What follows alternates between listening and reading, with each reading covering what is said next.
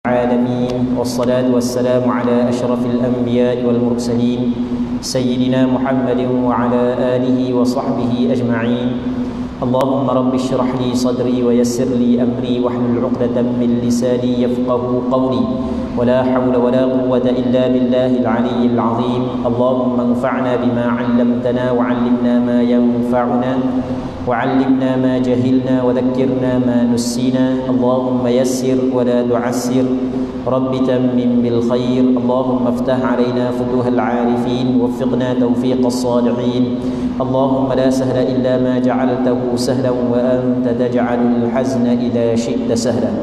InsyaAllah kita sambung balik pengajian kitab Al-Adhkar An-Nawawiyah yang dikarang oleh Imam Nawawi rahimahullahu subhanahu wa ta'ala wa nafa'ana Allahu bi'ulumihi fid darain amin. Kita muka surah 85. Katanya zikir ketika rakaat. Banyak hadis sahih daripada Rasulullah sallallahu alaihi wasallam yang menceritakan bahawa baginda bertakbir ketika rakaat dan itu hukumnya sunat. Apabila ditinggalkan maka hukumnya makruh tanzih. Solatnya tidak batal dan tidak perlu digantikan dengan sujud sahwi. Demikian halnya semua bacaan takbir dalam solat selain takbiratul ihram. Kerana takbiratul ihram adalah salah satu rukun dalam solat yang tidak akan sah jika tidak dilakukan.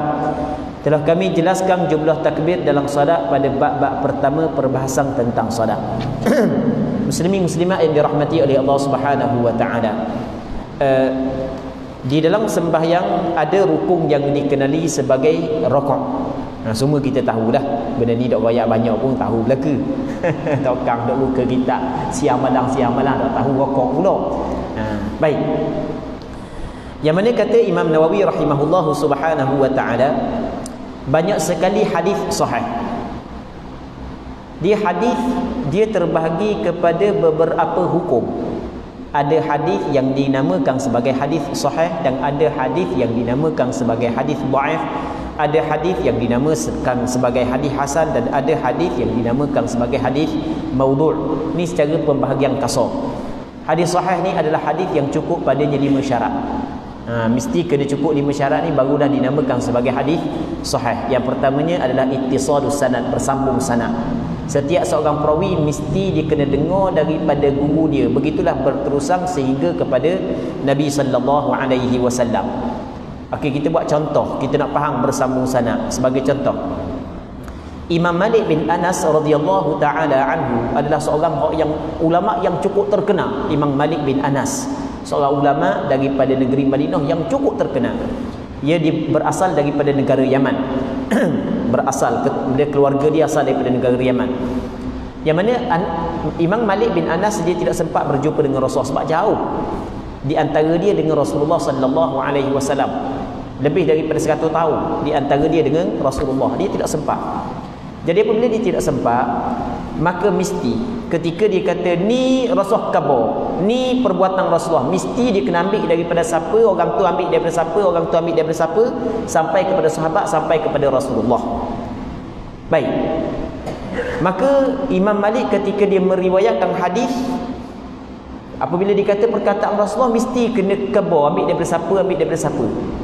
Okey, contoh Imam Malik ambil hadis ni daripada Imam Ibn Shihab Az-Zuhri. Imam Ibn Shihab Az-Zuhri ambil daripada Imam Nafi'. Imam Nafi' ambil daripada Abdullah bin Umar. Abdullah bin Umar adalah sahabat Rasulullah sallallahu alaihi wasallam. Maka Imam Malik memang guru dia sungguh. Ibn Shihab Az-Zuhri adalah guru dia.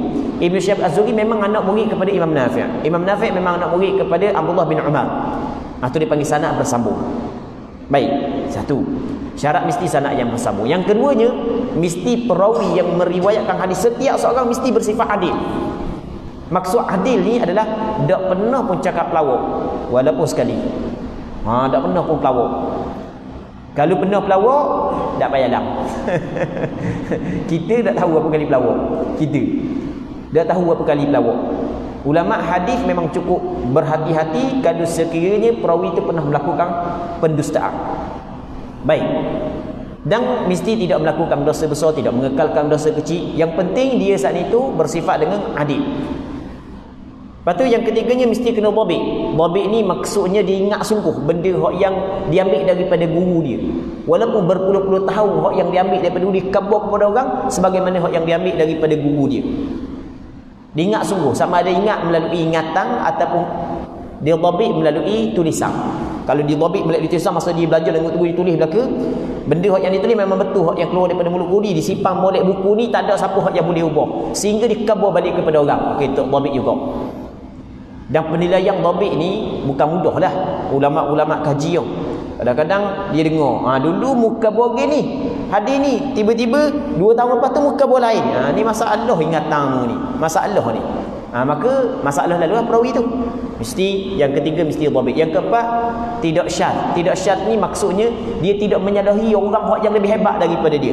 Kadang-kadang perawi tu thiqah dah, tetapi meriwayatkan hadis yang mana hadis dia menyalahi perawi yang lebih thiqah daripadanya. Maka warna pula benda sama. Kata gini, aku kata gini, warna berbeza. Maka tengok mana hak yang lebih hebat lagi, mana hak yang lebih thiqah. Hak yang lebih thiqah diambil hadisnya, manakala hak yang bermasalah saat itu maksudnya yang menyalahi orang yang lebih thiqah dinamakan hadis yang syadz. Tidak diterima hadis dia. Padahal yang kelimanya tidak ada illah, tidak ada penyakit yang boleh merosakkan hadis tersebut. Okey, ni secara ringkas. Apabila cukup pada suatu hadis 5 syarat ni, barulah dinilai hadis itu sebagai hadis sahih. Baik. Hadis dhaif adalah hadis yang tidak cukup salah satu daripada 5 syarat tersebut.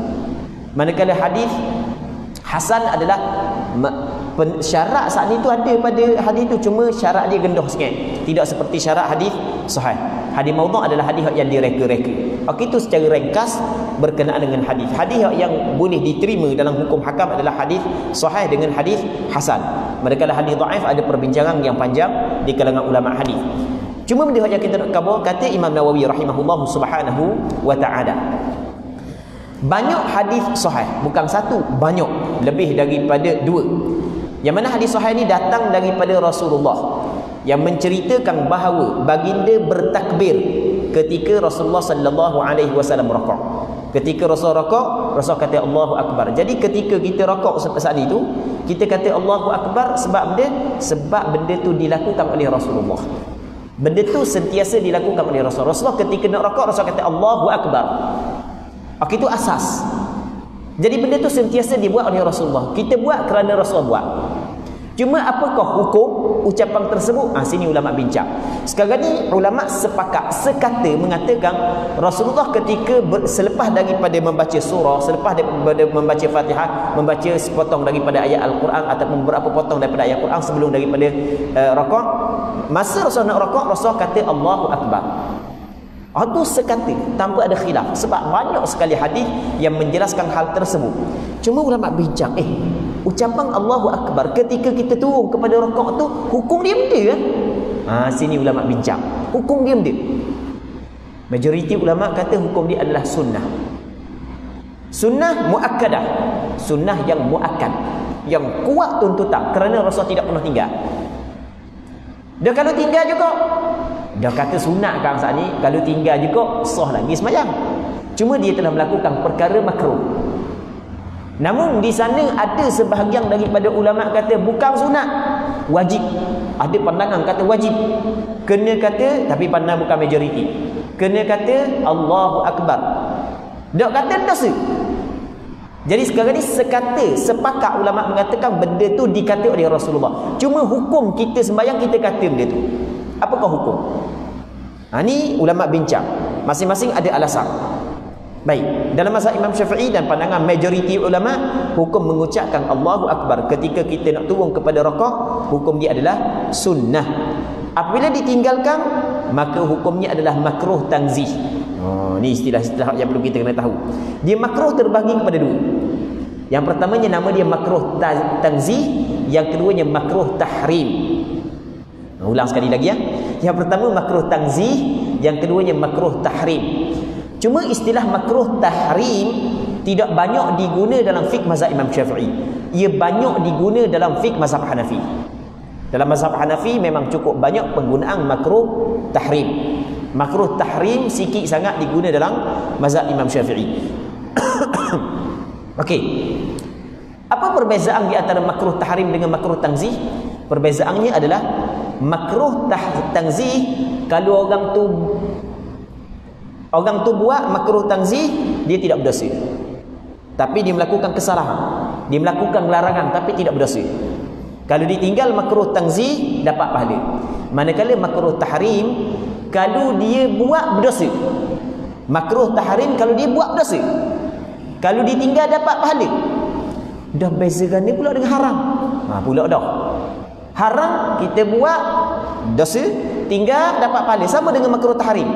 Bezanya adalah haram teguhannya tinggi. Manakala makruh tahrim teguhan dia rendah. Tak faham lagi apa guna istilah yang diguna dalam fiqh. Dia di sana ada ni usul fiqh sikit. Malah sebenarnya nak cerita bab usul fiqh ni sebab tidak sesuai lah kan. Tapi tak apa, kita sebut sikit. Dalam usul fiqh dia panggil ada istilah hukum yang sabit dengan dalil qat'i dan ada istilah hukum yang sabit dengan dalil dhanni. Di sana ada hukum yang sabit dengan dalil qat'i, dalil yang diyakini. Di sana ada hukum yang sabit dengan dalil dhanni, bukan dalil yang diyakini, tapi kuat sangkaan bahawasanya hukum dia begini. Larangan makruh tahrim adalah larangan yang sabit dengan dalil dhanni, bukan dalil qat'i. Manakala haram adalah larangan yang sabit dengan dalil qat'i. Ni istilah yang digunakan dalam mazhab Hanafi. Ala kulli hal, apa yang disebut oleh Imam Nawawi di sini adalah hukum meninggalkan ucapan Allahu Akbar ketika kita nak rakaat adalah makruh. Apa makruh? Benda tu dilarang oleh syarak. Allah dan Rasul larang. Jangan kata makruh je boleh buat. Tak, benda makruh benda dilarang. Cuma larangannya tidak seperti larangan haram. Kena faham, larangan benda dilarang. Sebab itulah kita kena anggap besar benda yang dilarang. Allah Ta'ala tak suka, Rasul tak suka, Rasul larang, Allah Ta'ala larang. Benda ni tak boleh buat. Bukan kita kata boleh buat benda makruh, sebab benda dilarang. Cuma larangan dia bukan larangan mu'tamad, bukan larangan putus. Sehingga kan kalau orang tu buat juga sehingga kan berdosa, bukan lagu tu dia tidak berdosa. Cuma adalah maksudnya dicela ataupun adalah akan, kalau cakap kita akan kena tegur orang. Baik, di akhirat nanti apa buat benda makruh tapi tidak berdosa. Solatnya tidak batal dan tidak perlu digantikan dengan sujud sahwi. Dalam mazhab Imam Syafi'i, kalau orang tu tinggal lafaz Allahu Akbar ketika nak turun rakaat, tidak perlu dia gantikan dengan sujud sahwi, kerana ucapan Allahu Akbar itu ia bukanlah termasuk dalam sunat ab'ad, bahkan ia hanyalah sunat hay'ah. Dalam mazhab Imam Syafi'i ada sunat ab'ad, ada sunat hay'ah. Sunat ab'ad kalau orang tu tinggal, sunat dia sujud sahwi. Baik, demikian halnya semua bacaan takbir dalam solat. Semua bacaan takbir sama dengan takbir ketika kita nak turun daripada rakaat, tapi melainkan takbiratul ihram. Takbiratul ihram doa. Kalau tinggal takbiratul ihram, maka tidak sah sembahyang, kerana takbiratul ihram adalah salah satu daripada rukun sembahyang. Kerana takbiratul ihram adalah salah satu daripada rukun dalam solat yang tidak akan sah jika tidak dilakukan, melainkan kalau orang tu tidak mampu. Orang tu tidak mampu, sebagai contoh dia sakit, siapa kena nak cakap pun tak boleh, maka ketika tu gugur tuntutan daripada dia untuk melafazkan takbiratul ihram. Tapi selama mana ada akal, tetap wajib kepada dia kena sembahyang. Telah kami jelaskan jumlah ni ke semua takbir dalam solat pada bab-bab pertama perbahasan tentang solat. Nu dalam bab pertama nu, ingat orang yang ingat dan lupa orang yang lupa. Dan hamba yakin lupa orang yang lupa lebih banyak daripada orang ingat.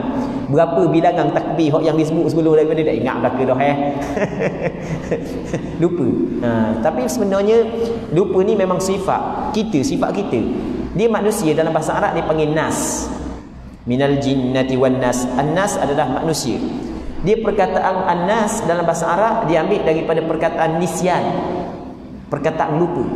Manusia dinamakan sebagai nas kerana terlalu banyak lupa. Memang lupa semua kita. Ada satu riwayat daripada Imam Ahmad.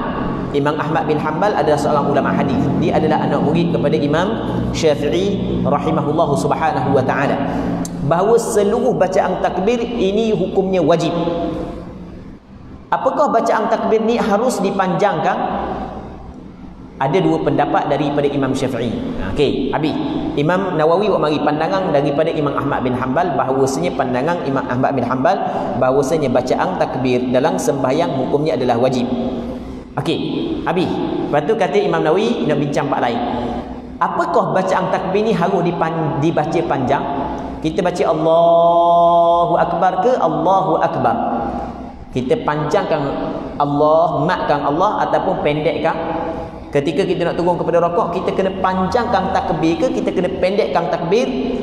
Kata Imam Nawawi, ada dua pendapat daripada Imam Syafi'i rahimahullah.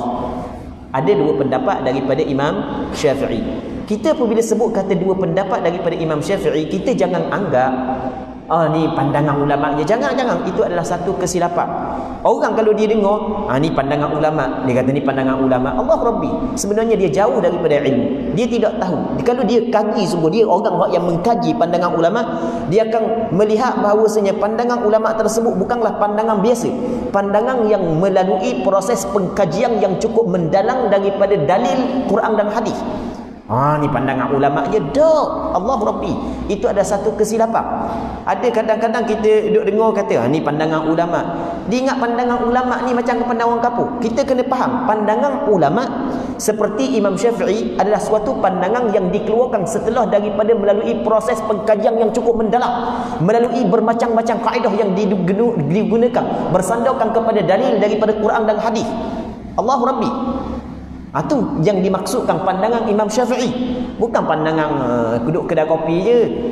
Pandanganku gini. Pandanganku sepatutnya kena buat gini. Bukan kena buat gitu. Tu pandangan kita. Ni dema ni sifat takwa ada dalam hati. Kewajipan kepada dia bagi orang yang tahu kena nyatakan hukum. Mereka mengkaji Al-Quran, mengkaji hadis. Ada riwayat menceritakan, cuba kita tengok, ada riwayat menceritakan, ada riwayat. Apabila kata ada riwayat ni, Amba tidak menghukumkan riwayat ni sebagai riwayat sahih, tapi ni riwayat masyhur. Satu ketika Imam Syafi'i pergi di rumah Imam Ahmad bin Hanbal. Imam Syafi'i adalah guru kepada Imam Ahmad bin Hanbal. Imam Ahmad bin Hanbal adalah ulama hadis.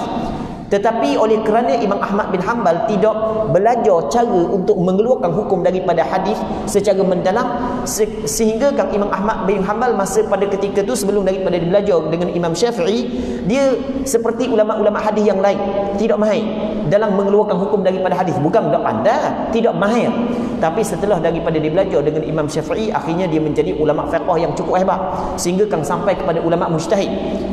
Oleh kerana terlalu banyak sumbangan, terlalu banyak kebaikan Imam Syafi'i kepada dia, sehingga kan setiap kali dia sembahyang, setiap kali dia berdoa, dia akan berdoa untuk Imam Syafi'i. Siapakah anak dia tanya, siapa Syafi'i ni, siapakah ayah dia doa semua. Ni ada riwayat daripada Imam Ahmad bin Hanbal. Sampai satu ketika Imam Syafi'i datang ke rumah Imam Ahmad bin Hanbal, ziarah anak murid dia. Sepanjang malam, ni yang mereka akan cerita, ni diriwayatkan, diceritakan, sepanjang malam Imam Syafi'i tidak tidur. Tidak tidur. Kerana benda? Kerana duk mikir benda kah yang dapat dikeluarkan hukum daripada hadis. Kata Rasulullah, ya Umair, ma fa'alan Nughair. Hadis yang pendek. Hadis ni diceritakan oleh Anas bin Malik, tak silap ingat. Ketika Anas bin Malik ada adik kecil, yang mana adik kecil dia saat itu ada seekor burung ciok, mampu burung ciok dia. Maka dia sedih. Rasulullah pergi kat dia, cuba menghiburkan hati budak. Kata Rasul cakap dengan dia, ya Umair, ya Aba Umair, ma fa'alan Nughair. Wahai bapa kepada Umair, apakah yang keadaan burung ciokmu? Rasul tanya dia. Imam Syafi'i fikir hadis ini sepanjang malam untuk mengeluarkan hukum. Sanggup tidak tidur, kerana melihat ada tanggungjawab yang Allah Ta'ala pertanggungjawabkan kepada dia dalam mengkaji hukum supaya dapat diambil manfaat oleh umat Nabi Muhammad sallallahu alaihi wasallam. Baik, dalam masalah ni Imam Syafi'i selepas daripada dia buat pengkajian demi pengkajian, ternyata Imam Syafi'i ada dua pendapat dalam masalah ni. Yang mana kata Imam Nawawi, di antara dua pendapat tersebut, pendapat yang paling benar adalah pendapat yang paling benar, paling kuat adalah pendapat beliau yang kedua, bahawasanya dianjurkan untuk dibaca panjang sampai kepada kedudukan rakaat, sehingga sibuk dengan zikir rakaat agar tidak ada satu bahagian pun dalam solat yang kosong daripada zikir. Kata Imam Syafi'i, Hak yang kata Imam Nawawi, hak yang paling betulnya daripada dua pandangan adalah sunat dipanjangkan ucapan Allahu Akbar ketika kita nak rakaat. Start daripada kita bergerak untuk rakaat sehingga sampai kepada rakaat, biarlah ada dipenuhi dengan ucapan Allahu Akbar. Allahu Akbar. Supaya setiap juzu daripada perbuatan kita turun daripada kiam kepada rakaat tidak sunyi daripada zikir. Ada zikir di situ. Ni alasan dia. Okey, habis. Katanya lain halnya dengan takbiratul ihram, berbeza dengan takbiratul ihram, kata Imam Nawawi. Kerana yang benar adalah disunatkan untuk dibaca pendek. Takbiratul ihram tidak afdal, Allahu Akbar afdal. Dia Allahu Akbar, takbiratul ihram. Manakala takbir rakaat afdal panjang untuk memenuhi pergerakan tersebut dengan zikir, supaya sepanjang pergerakan turun kepada rakaat ada zikir dia.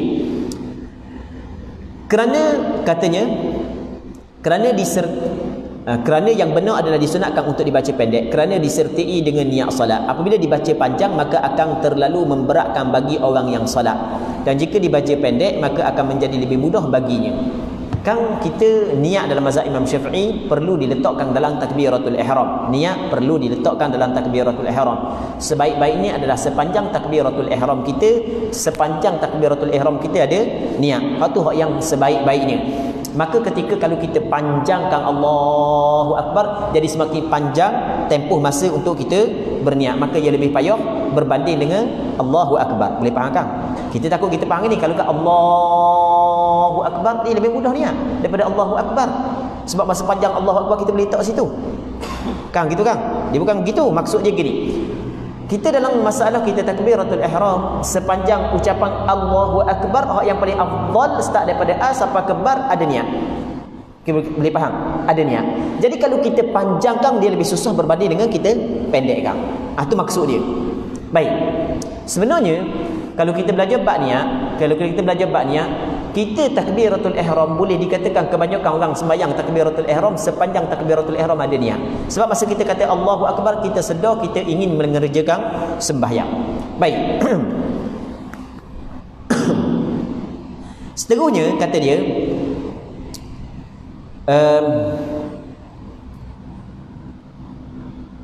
maka akan menjadi lebih mudah baginya. Demikian juga hukum takbir-takbir yang lain. Takbir-takbir yang lain sunat kita pendek. Penjelasan akan hal ini telah pun berlalu pada perbahasan takbiratul ihram, wallahu alam.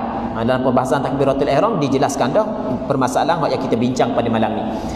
Cuma oleh kerana kita bincang sebelum ni, rasanya sebelum PKP lagi, dalam PKP hilang belaka dah. Lepas PKP sambung balik, jadi tak ingat jugalah. Siapa kamba pun dah ingat kau. Apabila telah sampai pada kedudukan rakaat, selanjutnya membaca zikir rakaat, iaitu subhana rabbiyal azim, subhana rabbiyal azim, subhana rabbiyal azim. Jadi apabila kita rakaat sampai kepada kedudukan rakaat, sampai hak rakaat, terus sunat kita baca subhana rabbiyal azim, subhana rabbiyal azim, subhana rabbiyal azim sebanyak 3 kali. Baik, sebanyak 3 kali. Cuma di sana ulama sebenarnya berbeza pandangan. Adakah 3 kali je hak yang paling afdal ataupun tidak ada bilangan yang tertentu? Sini ada perbincangan di kalangan ulama. Apa hak yang masyhur dalam mazhab Imam Syafi'i adalah yang paling sempurna sebanyak 3 kali subhana rabbiyal azim. Tapi kalau kita nak tambah lebih daripada 3 kali sekalipun tidak menjadi masalah. Bahkan di sana ada beberapa riwayat yang sahih, Rasulullah membaca ni subhana rabbiyal azim dalam rakaatnya sepanjang masa seperti Rasulullah qiyam. Rasul ketika Rasul sembahyang qiyam, kadang-kadang Rasul baca surah Baqarah, dan Rasul rakaat selama tempoh dia qiyam, selama tempoh dia baca surah Baqarah, lebih kurang dalam surah Baqarah lebih kurang dalam 2 juzuk setengah.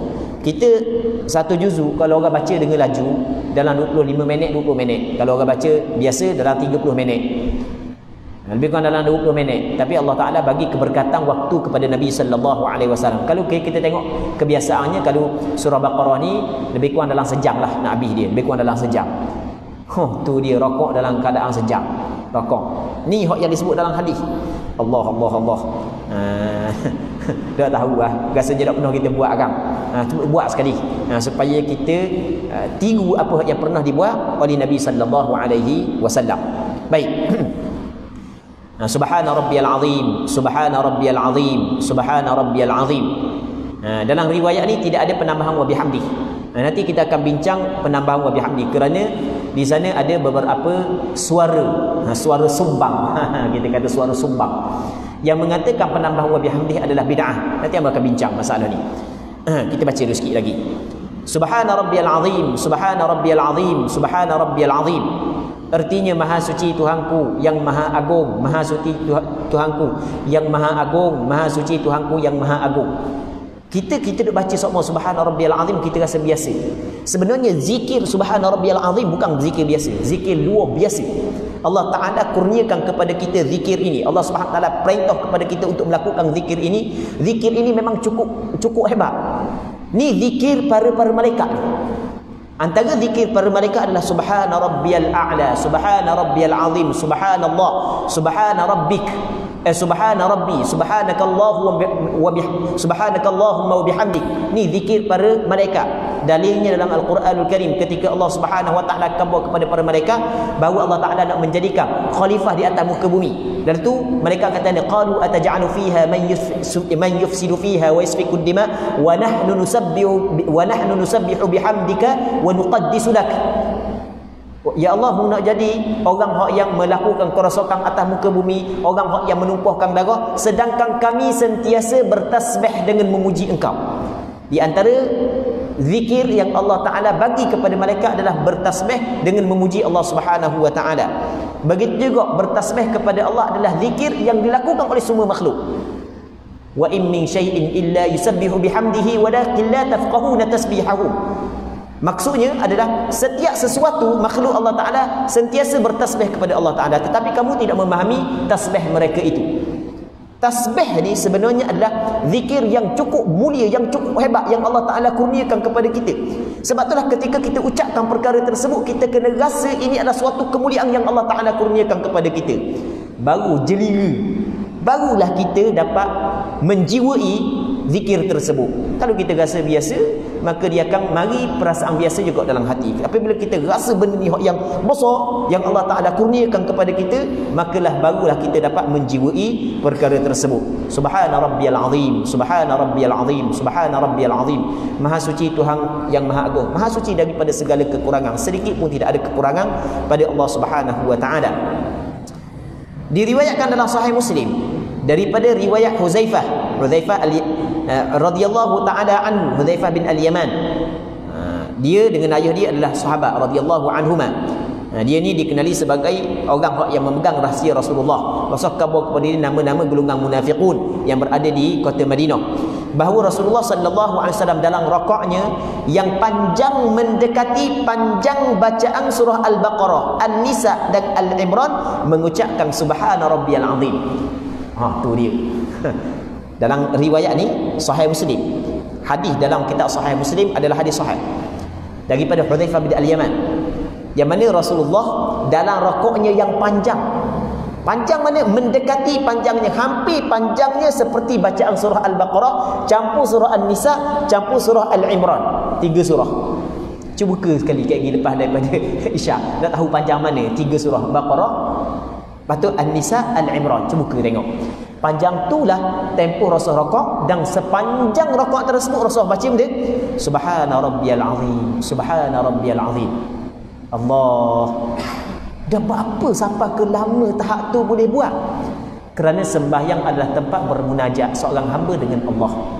Ketika seorang bermunajat dengan kekasihnya, semakin lama semakin suka, semakin lama semakin suka. Sebagaimana orang nikah kan, malam pertama kan, kejap je siang hari subuh. Begitu tak? Ke tak pernah lalu benda ni? Ke buat malu-malu lah ke? Kan gitu kan? Maksudnya kita kalau kita duduk dengan orang yang kita kasih, orang yang kita sayang, semakin lama semakin kita suka. Tapi kalau orang yang Allah, hati kita tak suka dengan dia, kalau boleh kejap-kejap aja, tak mau lama-lama. Tapi kalau orang yang kita suka, selama mana semakin lama semakin suka, semakin lama semakin suka. Sebab itulah Rasulullah sallallahu alaihi wasallam ketika dia berada dalam sembahyang, oleh kerana sembahyang adalah tempat bermunajat di antara hamba dengan Allah, maka semakin lama semakin suka. Sebab itulah ketika rakaat ucapan subhana rabbiyal azim, subhana rabbiyal azim mengambil masa yang seperti membaca surah Al-Baqarah, surah An-Nisa dan surah Al-Imran. Allah muslimin muslimat yang dirahmati oleh Allah Subhanahu wa taala. Baik. Seterusnya, maksudnya Rasul mengulangi bacaan tersebut dalam rakaat sebagaimana dijelaskan dalam Sunan Abi Daud dan selainnya. Ini disebut dalam Sunan Abi Daud dan selain daripada Sunan Abi Daud. Diriwayatkan dalam kitab-kitab Sunan bahawa Rasulullah sallallahu alaihi wasallam bersabda, "Idza qala ahadukum subhana rabbiyal azim thalatha faqad tamma ruku'uh." Artinya apabila seorang daripada kamu mengucap subhana rabbiyal azim sebanyak 3 kali, maka rakaatnya telah sempurna. Sempurna dah rakaat dia. Rakaat dia sempurna dah. Maksudnya lengkap dah rakaat dia. Tapi kalau dia baca subhana rabbiyal azim belum lagi sempurna. Tapi daripada segi hukum sah dah, tapi tidak sempurna. Muslimin muslimat yang dirahmati oleh Allah Subhanahu wa taala, sebelum daripada kita pergi kepada perbahasan berikutnya, apa nak sebut perkataan penambahan wa bihamdi. Dalam riwayat Imam Muslim tidak ada penambahan wa bihamdi, hanya sekadar subhana rabbiyal azim dalam riwayat Imam Muslim. Namun di sana ada riwayat yang sahih yang mana Rasulullah sallallahu alaihi wasallam membaca subhanakallahumma rabbana wa bihamdik. Ada penambahan wa bihamdik, tapi dibaca subhanakallahumma rabbana. Namun di sana ada dalam riwayat Imam Abu Daud dalam kitab sunannya, dalam riwayat Imam Abu Daud dalam kitab sunannya. Kalau ada kitab Sunan Abu Daud boleh buka. Yang mana boleh buka nombor hadis 870. Hamba ada tulis sebab hamba ada jawab masalah ni sebenarnya sebelum daripada ni. Tengok nombor hadis 870. Yang mana dalam hadis tersebut menyebut kana Rasulullah sallallahu alaihi wasallam idza raka'a qala subhana rabbiyal azim wa bihamdihi thalatha wa idza sajada qala subhana rabbiyal a'la wa bihamdihi thalatha. Rasul apabila Rasul rakaat, Rasul katakan subhana rabbiyal azim wa bihamdihi 3 kali. Rasul sujud, Rasul kata subhana rabbiyal a'la wa bihamdihi 3 kali. Jadi perkataan wa bihamdihi ada disebut dalam riwayat Imam Abu Daud. Yang mana ketika Imam Abu Daud meriwayatkan hadis ini, pada penghujung hadis kata Imam Abu Daud lagu mana, wa hadhihi ziyadatu nakhafu an la takuna mahfuzah. Penambahan wa bihamdihi aku bimbang ia bukan mahfuzah. Maksudnya penambahan ni adalah penambahan syadz. Sebab penambahan tidak ada dalam hadis yang diriwayat oleh Imam Muslim dan beberapa riwayat yang lain. Hanya ada dalam riwayat Imam Abu Daud. Di riwayat aku. Jadi aku bimbang penambahan ni adalah penambahan yang syadz. Okey. Imam Abu Daud dia tidak memutuskan bahawasanya penambahan wa bihamdi adalah penambahan yang dhaif. Cuma dia bimbang sahaja. Sebab itulah kalau kita kaji di sana ada sebahagian daripada ulama mengatakan penambahan wa bihamdi adalah penambahan makbulah, penambahan yang boleh diterima. Dia termasuk dalam ziyadatul thiqah. Ada sebahagian daripada ulama hadis mengatakan penambahan wa bihamdi bukan penambahan syadz, maksudnya masih lagi boleh diterima. Namun ada sebahagian yang lain mengatakan penambahan ni adalah penambahan yang syadz, penambahan yang dhaif. Okey, atas pandangan yang mengatakan boleh diterima maka boleh kita baca. Atas pandangan yang mengatakan dhaif maka masih lagi boleh dibaca kerana kita boleh beramal dengan hadis dhaif pada bab fadailul a'mal. Sebab itulah kita dapati sebahagian daripada ulama fiqh mengatakan comel tambah sikit wa bihamdi, comel. Baik. Muslimin muslimat yang dirahmati oleh Allah Subhanahu wa taala. Seterusnya katanya diriwayatkan dalam kitab-kitab sunan bahawa Rasulullah sallallahu alaihi wasallam bersabda. Dia kitab-kitab sunan ni maksud kitab sunan dia sunan. Dia sebut, kalau sebut kata kitab sunan, Sunan Abu Daud, Sunan Tirmizi, Sunan Nasa'i, Sunan Imam Ibn Majah, itu di antara kitab-kitab sunan ada lagi. Diriwayatkan dalam kitab-kitab sunan bahawa Rasulullah sallallahu alaihi wasallam bersabda, idza qala ahadukum. Okey, waktu kita baca dah. Diriwayatkan dalam as-sahihain. Kalau sebut kata as-sahihain, Bukhari dan Muslim, Sahih Bukhari dan Sahih Muslim, daripada Aisyah radhiyallahu taala anha bahawa Rasulullah sallallahu alaihi wasallam dalam rakaat dan sujudnya mengucapkan subhanakallahumma rabbana wa bihamdik allahumma ighfirli. Mengapa ni sikit baca walaupun sekali, supaya kita pernah mengucapkan perkara yang pernah diucapkan oleh Rasulullah. Ni hak yang pernah kita sebut sebelum daripada ni. Imam Nawawi katakan apabila sampai kepada kita sesuatu kelebihan, sesuatu amalan, maka kita kena buat walaupun sekali agar kita termasuk dalam ahli kepada amalan tersebut. Jadi antara tasbih yang dibacakan oleh Rasulullah dalam rakaat dan dalam sujud dia adalah subhanakallahumma rabbana wa bihamdik allahumma ighfirli. Pendek aje. Tulis kat lagi ngapa ngapa nyanyi boleh ingat tak kan dia ingat. Seterusnya apa makna subhanakallahumma bihamdik, subhanakallahumma rabbana wa bihamdik allahumma ighfirli? Artinya maha suci engkau wahai Tuhan kami dan segala puji bagimu ya Allah, ampunilah aku. Subhanakallahumma rabbana wa bihamdik allahumma ighfirli. Dan tasbih ni dibaca oleh Nabi sallallahu alaihi wasallam terlalu banyak. Boleh dikatakan setiap kali Rasul sembahyang, Rasul akan baca. Rasul baca setelah daripada turun ayat idza jaa nasrullahi wal fath wa ra'aitan nasa yadkhuluna fi dinillahi afwaja fasabbih bihamdi rabbika wastaghfir innahu kana tawwaba. Rasul selepas daripada turun ayat ni sentiasa Rasul baca benda ni. Sentiasa dalam sembahyang, keluar sembahyang, sentiasa Rasul baca tasbih ni. Idza jaa nasrullahi wal fath, apabila datang pertolongan Allah dan penaklukan kota Mekah. Wa ra'aitan nasa yadkhuluna fi dinillahi afwaja, dan engkau melihat manusia masuk ke dalam agama Allah berbondong-bondong pakat masuk. Ketika tu fasabbih bihamdi rabbika, maka hendaklah bertasbih dengan memuji Tuhan engkau ya Muhammad. Wastaghfir, dan hendaklah mu meminta ampun. Innahu kana tawwaba, sesungguhnya Allah Taala Tuhan yang Maha penerima taubat.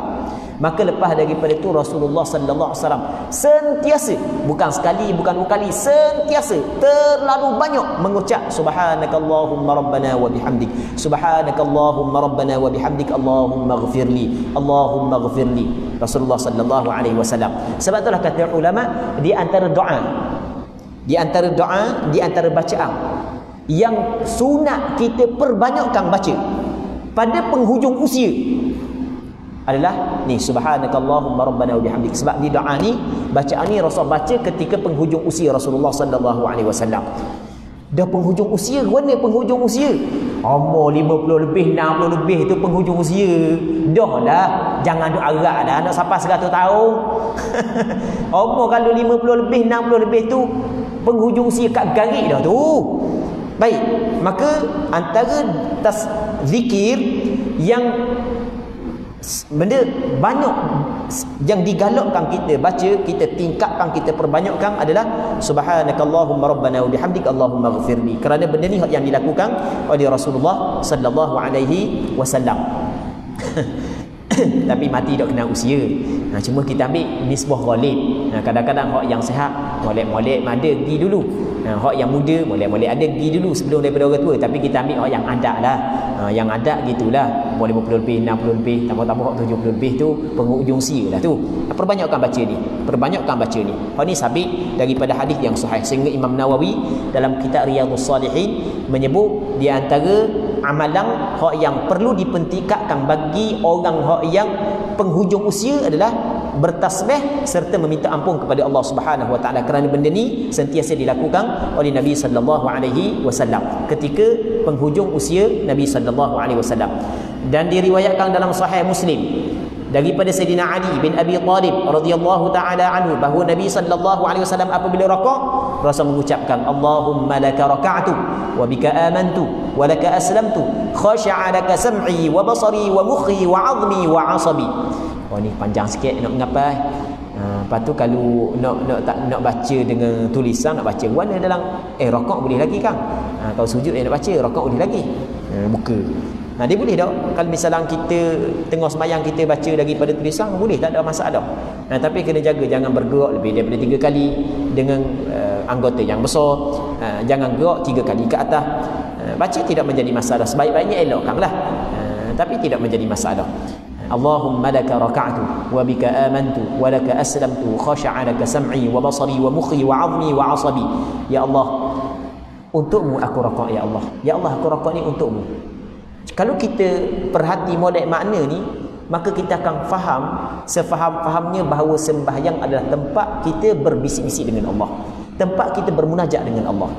Ya Allah, kepadamu ya Allah aku rakaat ya Allah. Ni aku rakaat untukmu ya Allah. Wa bika amantu, dan kepadamu aku beriman ya Allah. Lepas tu walaka aslamtu, kepadamu ya Allah aku berserah diri. Khasha'a laka sam'i, pendengaranku, wa basari, penglihatanku, wa mukhi, akalku, wa azmi, tulangku, dan wa asabi, dan sendiku, semuanya tunduk kepadamu ya Allah. Semuanya tunduk kepadamu ya Allah. Cuba perhati boleh. Allah Rabbi.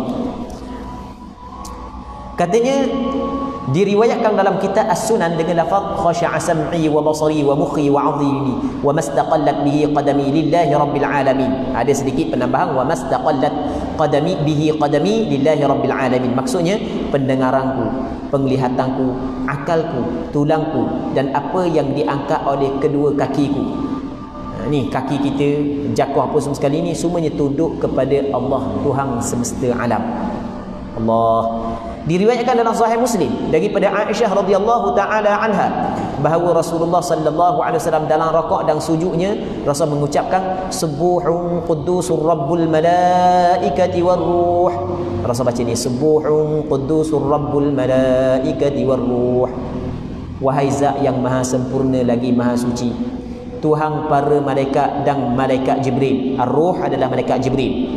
Ruh di antara nama kepada malaikat Jibril. Inna anzalnahu fi lailatul qadr wa ma adraka ma lailatul qadr, lailatul qadri khair. Patu tanazzalul malaikatu war ruh, turun para malaikat dan ruh. Ruh di sini adalah malaikat Jibril alaihi salam.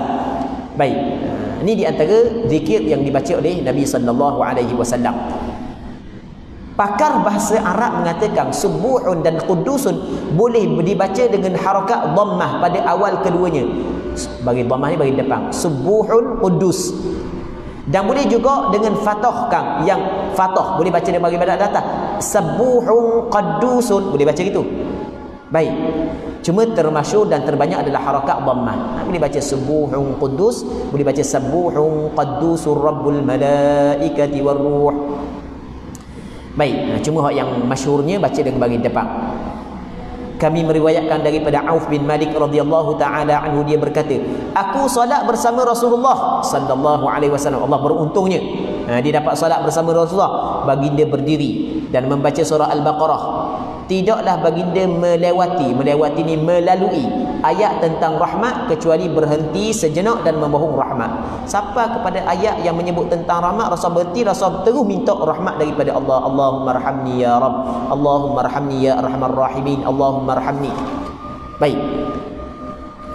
Tidaklah baginda melewati ayat tentang azab, melewati ni melalui ayat tentang azab kecuali baginda berhenti sejenak dan memohon perlindungan. Ya Allah, lindungilah aku daripada azab neraka-Mu ya Allah.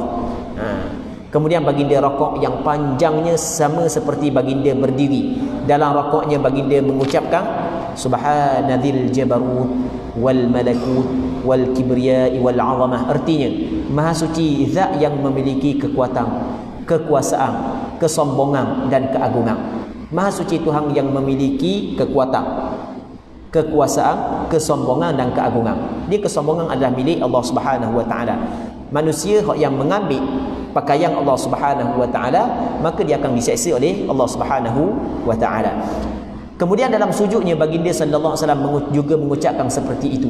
Subhanadzil jabaruti wal malakuti wal kibriyai wal 'azamah. Ini adalah hadis sahih, diriwayatkan oleh Imam Abu Dawud, Imam An-Nasa'i dalam kitab As-Sunan. Diriwayatkan pula oleh Imam Tirmizi dalam kitab Asy-Syama'il dengan sanad yang sahih. Hadis ini juga diriwayat oleh Imam Tirmizi dalam kitab Syama'il. Imam Tirmizi ada beberapa kitab. Antara kitab dia adalah kitab Syama'il Muhammadiyah. Kitab Syama'il Muhammadiyah yang menceritakan tentang peribadi Nabi sallallahu alaihi wasallam. Di antara kitab yang terbaik dalam menceritakan peribadi Rasulullah adalah kitab Syama'il Al-Muhammadiyah. Rasanya jemaah masjid Flag Nobila ni rasanya pernah belajar dah kan kitab Syama'il kan? Pernah belajar dah kita Syama'il Al-Muhammadiyah. Baik. Muslimin muslimat yang dirahmati oleh Allah Subhanahu wa taala. Comel juga pada musim bulan Maulud baca kitab tu. Berhabis kitab tu. Baik. Tahun ni ke tahun lepas baru tahun ni tahun lepas kan? Tahun lepas kemudian jabat-jabat daerah di Terengganu kita dia buat daurah. Abu dijemput di masjid mana kat Bukit Payung tu, bawah jabat daerah Marang. Lepas tu ada ustaz-ustaz lain di kawasan-kawasan lain pula. Bagus tu. Mula Maulidur Rasul baca kitab Syama'il Muhammadiyah. Dan hak yang sebaik-baiknya minta ustaz-ustaz yang buat daurah tu, yang mana ustaz tersebut yang mempunyai sanad yang bersambung sehingga kepada Imam Tirmizi. Cari orang-orang hak yang mempunyai sanad supaya apabila lepas daripada belajar terus dapat sanad. Sanad ni maksudnya pertalian, hubungan di antara orang hak yang belajar dengan Imam Tirmizi. Maksudnya Imam Tirmizi meriwayatkan hadis tersebut daripada guru dia, ambil daripada guru sampai kepada Rasulullah. Baik, sampai kepada sahabat, sampai kepada Rasulullah. Jadi guru-guru yang mempunyai sanad yang memberi maksud adalah guru tu pernah belajar daripada guru yang sebelum daripadanya, guru yang sebelum daripadanya pernah belajar daripada guru yang sebelumnya. Begitulah berterusan sampai kepada Imam Tirmizi. Jadi bermakna lepas daripada habis kitab tu, setiap orang yang belajar dia mempunyai sanad yang bersambung daripada dia sehingga kepada Rasulullah sallallahu alaihi wasallam. Itu yang terbaik. Dan alhamdulillah di Terengganu ramai ustaz-ustaz, ulama-ulama kita yang mempunyai sanad hadis sehingga sampai kepada Nabi sallallahu alaihi wasallam. Baik. Katanya kami riwayatkan dalam Sahih Muslim daripada Ibnu Abbas, dia berkata bahawa Rasulullah sallallahu alaihi wasallam bersabda, "Fa ammar ruku' fa'azimu fihi Rabb." Artinya, di waktu rakaat agungkanlah Tuhanmu. Ketika muraka'ah mu kena perbesarkan Tuhanmu, kena muliakan Tuhanmu dengan ucapan subhana rabbiyal azim. Perlu diketahui bahawa hadis di atas adalah intipati daripada kajian bab ini, iaitu mengagungkan Allah pada waktu rakaat dengan lafaz apa pun. Akan tetapi yang terbaik adalah membaca semua zikir ini apabila kemungkinan dan tidak sampai mengganggu orang lain. Jadi kita baca mana-mana pun tak ada masalah, tapi yang paling comel kita gabung belaka hak sat ni, gabung belaka. Tapi dengan syarat lah, dengan syarat kalau kita mampu, ada ruang masa. Lepas tu yang keduanya adalah tidak mengganggu orang lain. Kalau kita tu imam nak baca panjang lagu ni, ganggu orang lain pula, tak boleh dah. Kita tu imam tu imam nak baca panjang lagu ni, memang orang kerak terus dah, tak boleh jadi tu imam lah, sebab salah salah daripada segi hukum. Tu imam dia kena ra'i, makmum di belakang. Dimulakan dengan bacaan tasbih. Apabila ingin ringkas maka cukup dengan tasbih. Kesempurnaan minimal terletak pada 3 kali bacaan tasbih. Namun apabila hanya melakukan sekali saja, maka telah melakukan inti dari tasbih tersebut. Sekurang-kurang 3 kali. Tapi kalau buat sekali pun tetap dapat dah ganjaran dia. Dianjurkan jika ingin meringkaskan sebahagian zikirnya, maka sekali waktu berzikir dengan sebahagiannya, dan di waktu yang lain berzikir dengan sebahagian yang lain. Kalau nak buat tak buat belaka, jadi waktu ni kita buat zikir ni, waktu ni kita buat zikir ni. Baik. Cuma kita start daripada belajar sembahyang sampai ke sekarang subhana rabbiyal azim wa bihamdihi tu lah. Dah salah ke tak? Dah salah, bukan salah, kita nak kata salah. Cuma biar kita buat pelbagai ke semua yang datang daripada Nabi sallallahu alaihi wasallam. Katanya demikianlah yang dilakukan pada waktu-waktu solat hingga dapat membaca kesemua zikir. Demikian juga dianjurkan pada setiap kali zikir.